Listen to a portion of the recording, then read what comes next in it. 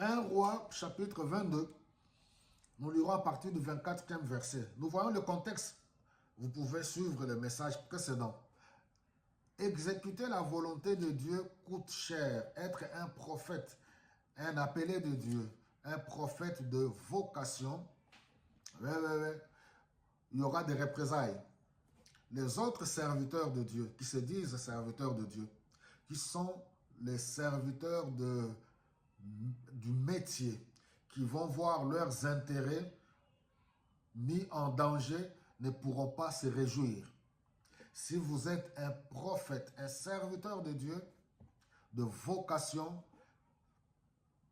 je n'ai pas d'autre mot pour vous dire. Faites attention aux autres serviteurs, qui sont des serviteurs de métier. Regardez le comportement de Sidékia.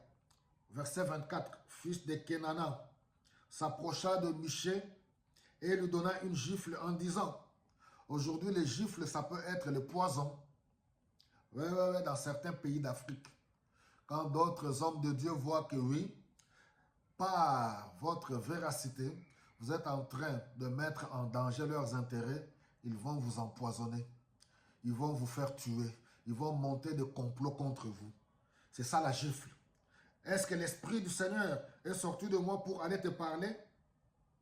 Michée répondit, oui, et tu le comprendras bien toi-même le jour où tu iras te cacher dans les recoins les plus secrets de ta maison.